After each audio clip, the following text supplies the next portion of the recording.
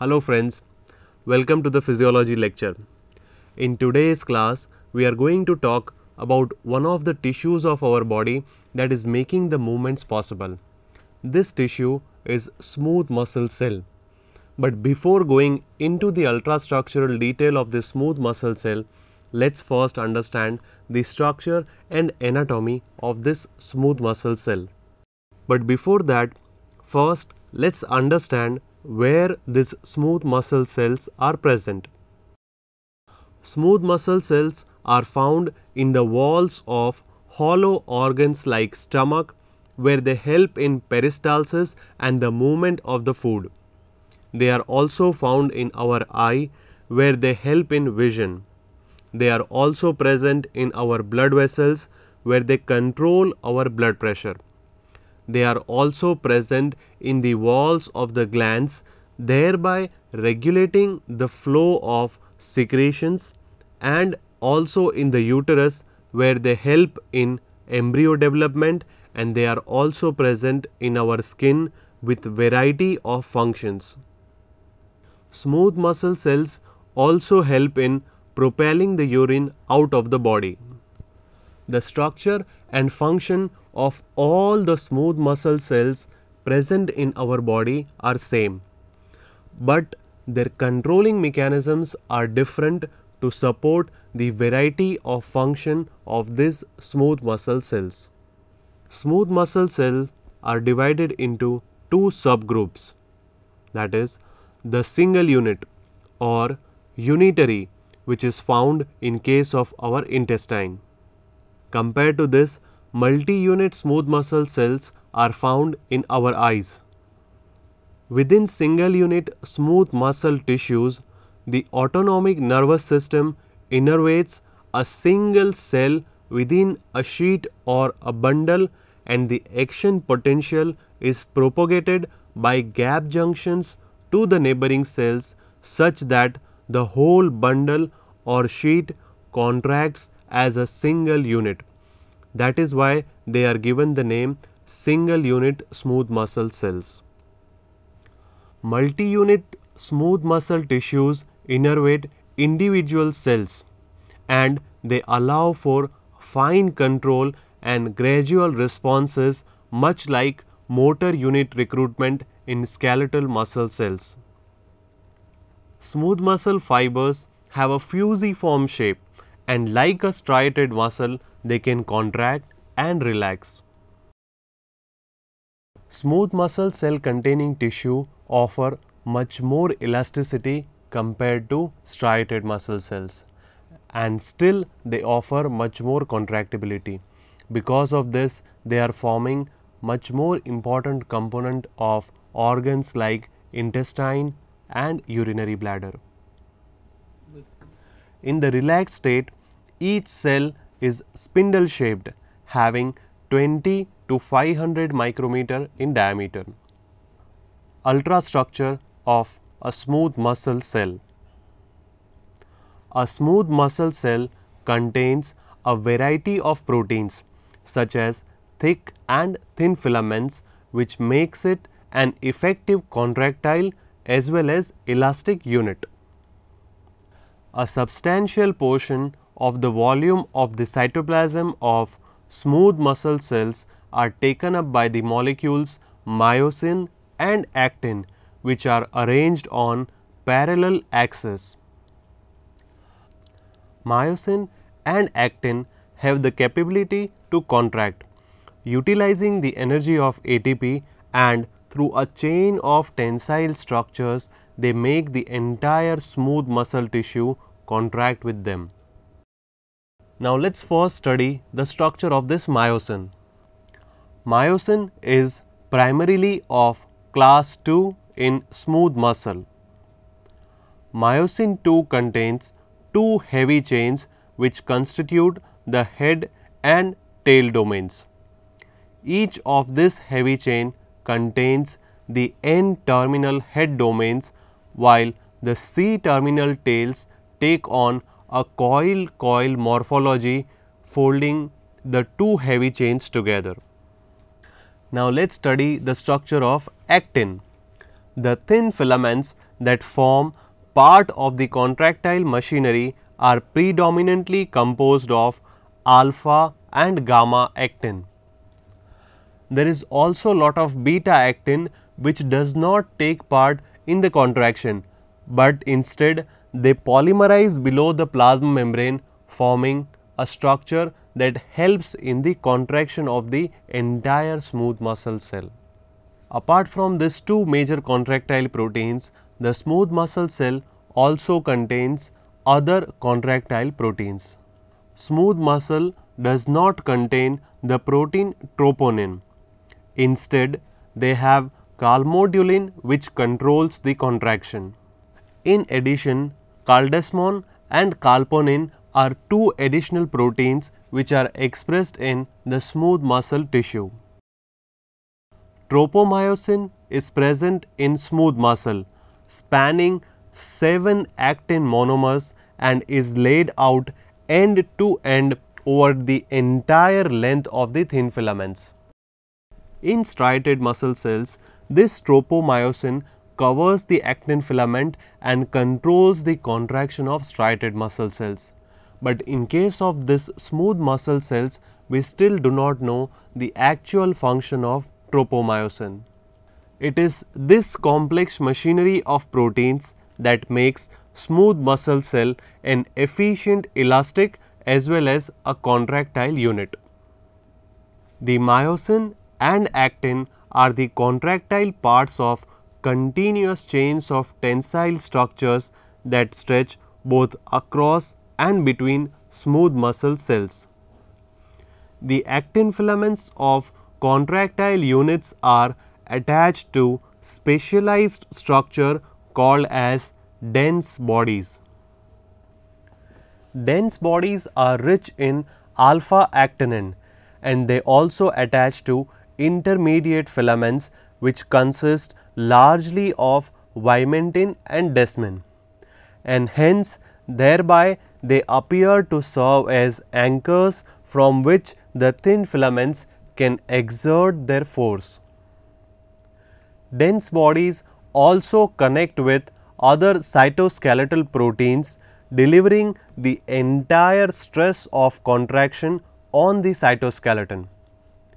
Hence, when the contractile unit made up of actin and myosin contracts, the entire smooth muscle contracts as a unit. This complex network of intermediate filaments and dense bodies eventually get connected to adherence junction in the cell membrane of the smooth muscle cells. These adherent junctions are scattered around dense bands that are circumferring the smooth muscle cells in a rib-like pattern.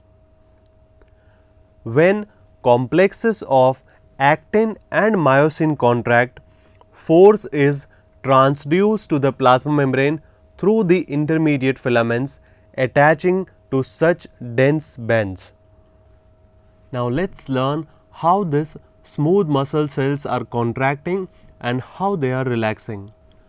Mechanism of smooth muscle contraction.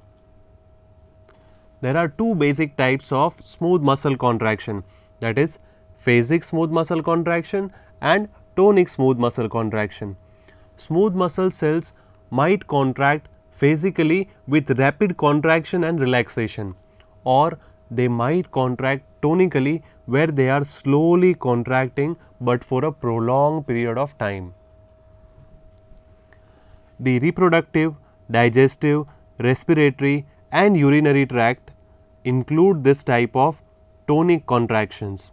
In addition, our skin, eye and vasculature also contains this tonic muscle type. This type of smooth muscle contraction can maintain force for prolonged period of time with very less utilization of energy.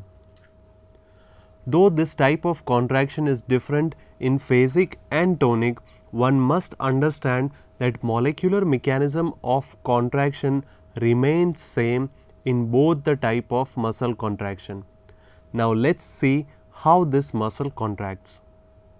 smooth muscle cells have been observed contracting in a spiral corkscrew fashion, and contractile proteins have been observed organizing into zones of actin and myosin along the axis of the cell.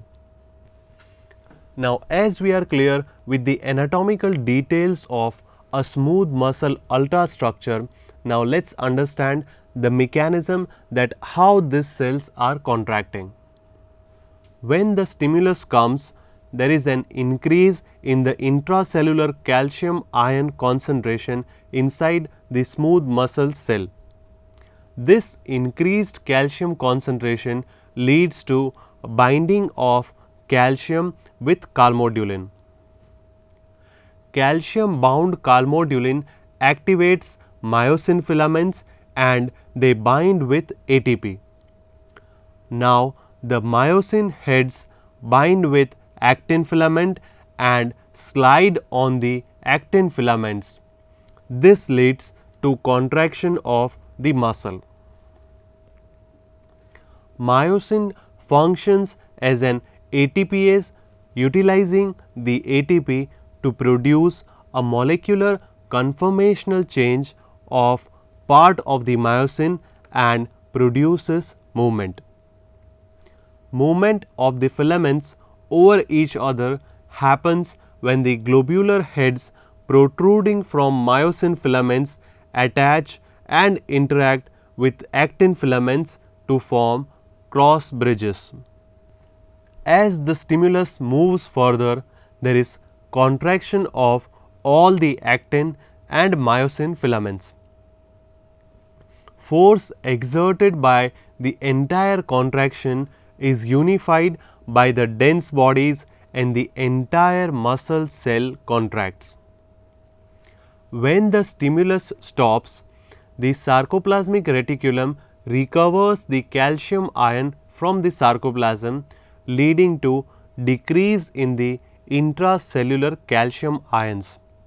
As the calcium ion concentration decreases, calmodulin gets free and it is no more able to activate the myosin filaments. As the myosin filaments are not activated, they detach from the actin filament. Because of this, cell now returns to its normal position and relaxation of the muscle happens. Smooth muscle cell containing tissue needs to stretch many times, and that is why they need to have an important feature of elasticity. This elasticity is possible because of advanced form of cytoskeleton present in this smooth muscle cells. In addition, smooth muscle cells may secrete a complex extracellular matrix containing collagen, mostly type 1 and 3, and elastin, glycoproteins and proteoglycans. Smooth muscles also have specific elastin and collagen receptors to interact with these proteins of the extracellular matrix. These fibers, along with their extracellular matrix, offer a unique viscoelasticity to the smooth muscle tissue. Smooth muscle cell contraction controlling mechanism. Now, let us understand various factors which are controlling the contraction and relaxation of the smooth muscle cells. Hormonal influence. Many smooth muscle cells are directly under the control of hormones. For example, most blood vessels respond to norepinephrine and epinephrine by producing vasoconstriction. Neuronal influence. Neuromuscular junction found in case of striated muscles are not found in case of smooth muscle cells. Instead, autonomic nerve fibers innervate smooth muscle cells. The innervations of nerve end on smooth muscle cells are called as varicocytes. Mechanical stimulation.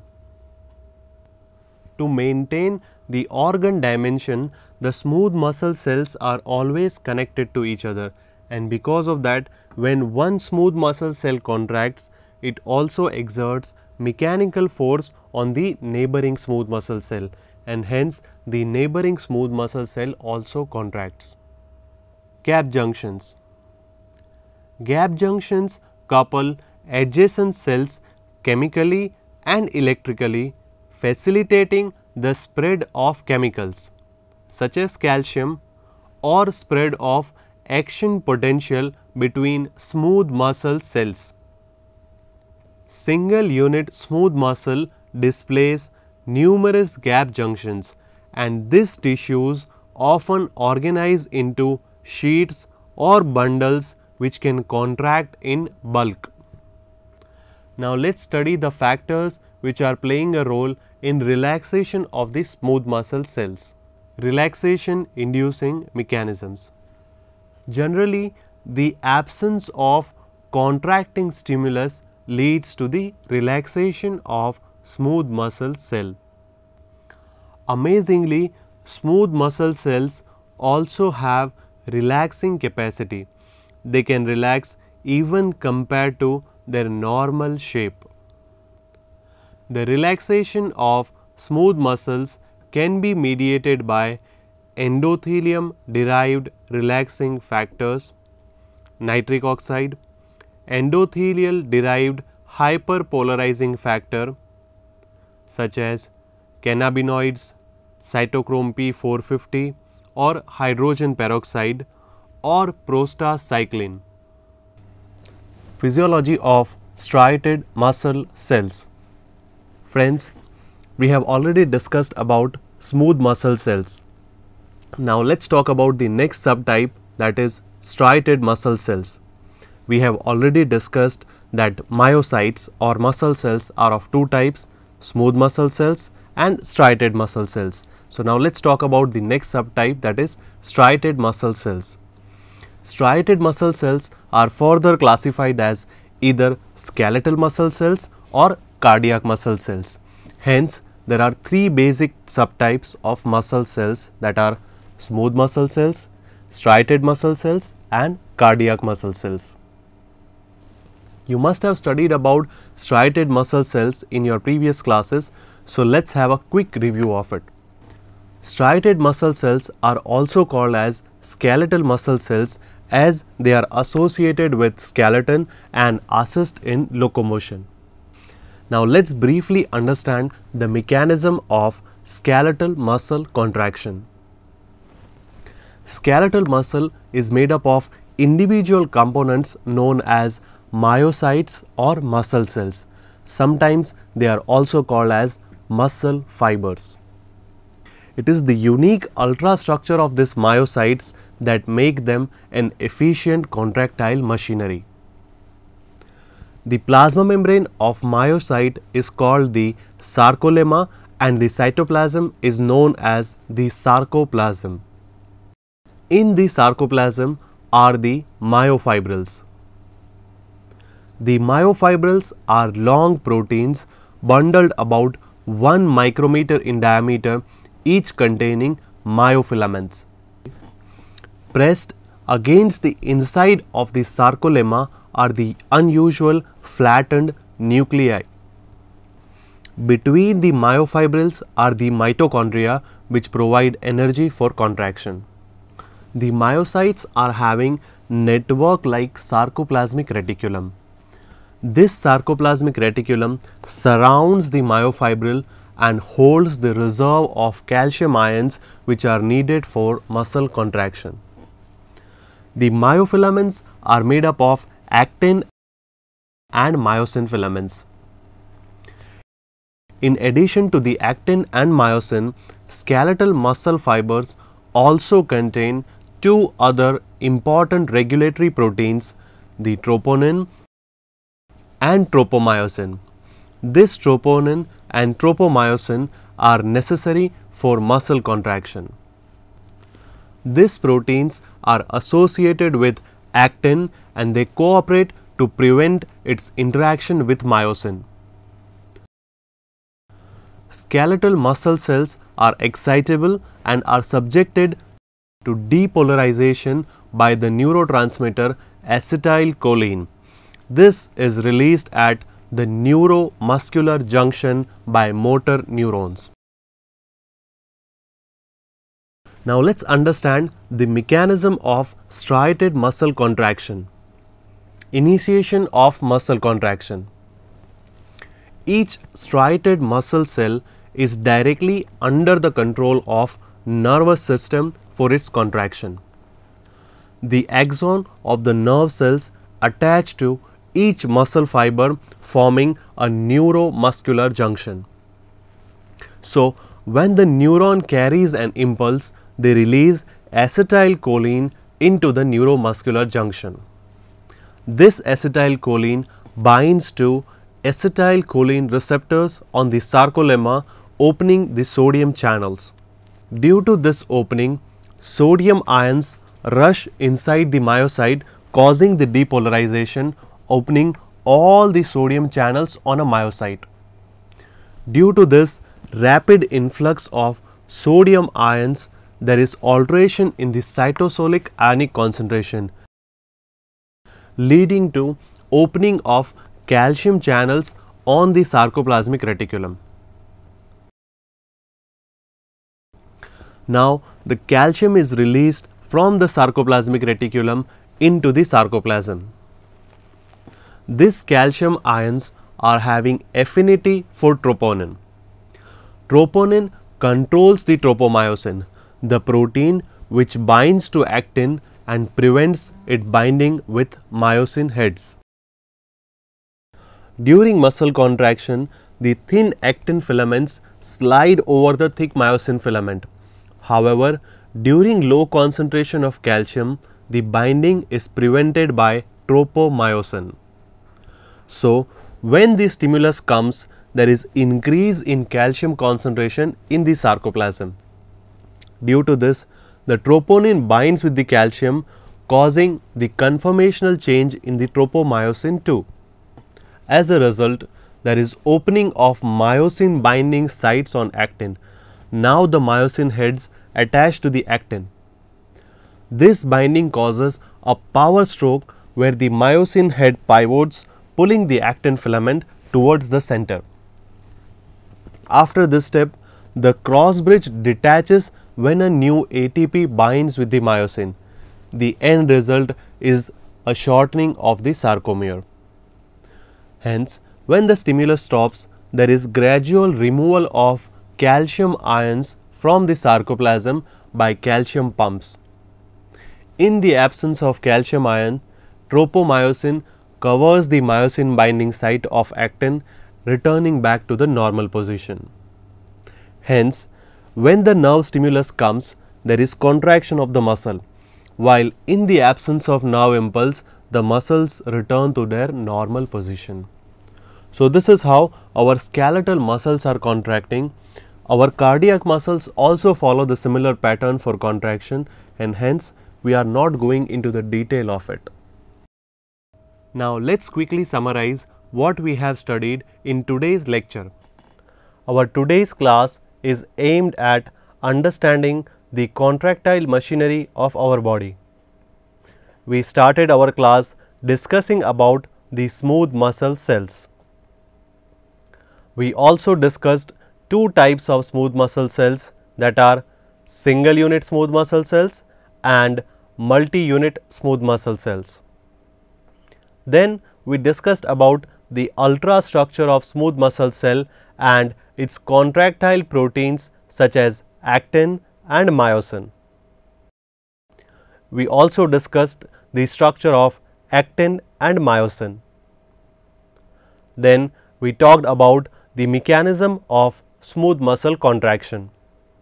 We also discussed about different mechanisms that control smooth muscle contraction. In next part of the lecture, we talked about the striated muscle cells.